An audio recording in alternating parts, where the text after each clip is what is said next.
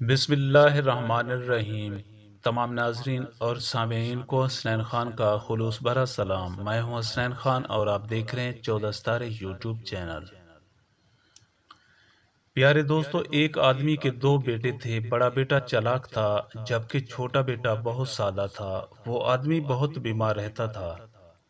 جب اسے لگا کہ اب اس کا آخری وقت آ گیا ہے تو اس نے اپنے دونوں بیٹوں کو بلایا اور ان کو نصیحت کی کہ دونوں اس کے بعد مل جل کر رہنا اور ایک دوسرے کا خیال رکھنا۔ کچھ دن کے بعد اس آدمی کا انتقال ہو گیا۔ دونوں بھائیوں کے پاس وراثت میں ایک گائے، ایک کھجور کا درخت اور ایک کمبل آئے۔ اب وراثت میں 3 چیزیں تھیں اور بھائی 2 تھے۔ وراثت تقسیم کیسے ہوتی؟ بڑے بھائی نے چھوٹے بھائی سے کہا کہ ہم ایسا کرتے ہیں کہ گائے کا اگلا حصہ صاف ستھرا ہوتا ہے، وہ تم لے لو، اور پچھلا حصہ گندا ہوتا ہے، گوبر وغیرہ صاف کرنا پڑتا ہے، وہ میں لے لیتا ہوں۔ تم بس گائے کو کھلانا پلانا اور صفائی میرے ذمہ۔ چھوٹا بھائی بہت خوش ہوا کہ بڑے بھائی کو اس کا کتنا خیال ہے۔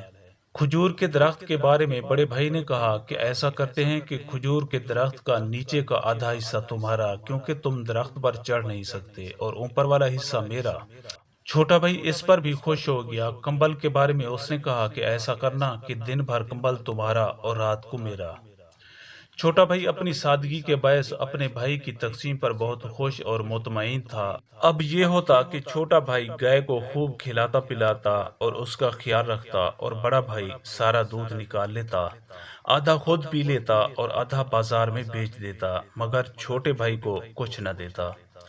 چھوٹا بھائی مطمئن تھا کیونکہ اسے پتا تھا کہ گائے کا پچھلا حصہ اس کے بڑے بھائی کا ہے۔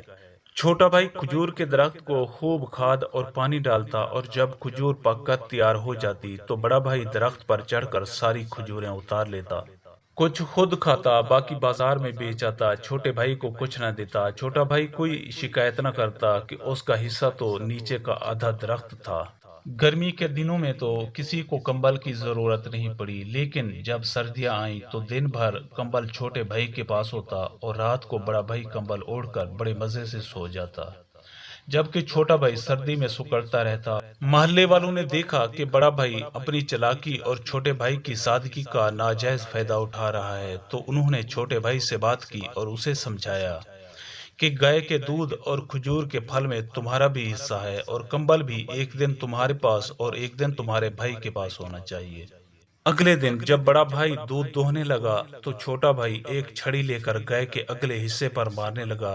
گائے بدکنے لگی اور ادھر ادھر ہلنے جلنے لگی۔ بڑا بھائی بولا کہ یہ کیا کر رہے ہو؟ دیکھتے نہیں کہ میں دودھ دو رہا ہوں؟ چھوٹا بھائی بولا کہ میں تمہارے حصے کی گائے کو نہیں، اپنے حصے کی گائے کو مار رہا ہوں، اس لیے تم اعتراض نہیں کر سکتے۔ اور وہ گائے کو بدستور چھڑی سے مارتا رہا۔ گائے ٹانگیں مارنے لگی، دودھ دوہنا مشکل ہو گیا۔ بڑا بھائی بولا کہ اچھا ٹھیک ہے، میں تمہیں دودھ میں سے حصہ دوں گا، تم گائے کو مت مارو۔ چھوٹا بھائی بولا کہ تمہیں گائے کو کھلانے پلانے میں بھی حصہ لینا چاہیے۔ بڑے بھائی نے وعدہ کیا کہ ایسا ہی ہوگا۔ اس طرح چھوٹے بھائی کو بھی اپنے والد کی گائے کا دودھ ملنے لگا۔ چھوٹا بھائی بولا کہ تمہیں گائے کو کھلانے پلانے میں بھی حصہ لینا چاہیے۔ بڑے بھائی نے وعدہ کیا کہ ایسا ہی ہوگا۔ اس طرح چھوٹے بھائی کو بھی اپنے والد کی گائے کا دودھ ملنے لگا۔ کچھ دن کے بعد جب کھجور پر پھل پک گئے تو بڑا بھائی کھجور توڑنے اوپر چڑھا۔ ابھی اس نے تھوڑی سی کھجوریں توڑی تھی کہ اس کو لگا کہ نیچے سے کوئی درخت کو کاٹ رہا ہے۔ اس نے نیچے دیکھا تو چھوٹا بھائی کلہاڑا لے کر درخت کا تنا کاٹ رہا تھا۔ وہ اوپر سے چلایا، تم پاگل تو نہیں ہو گئے؟ دیکھتے نہیں کہ میں کھجوریں توڑ رہا ہوں؟ چھوٹا بھائی بولا کہ ہاں، لیکن میں اپنے حصے کا درخت کاٹ رہا ہوں، تمہارے حصے کا نہیں۔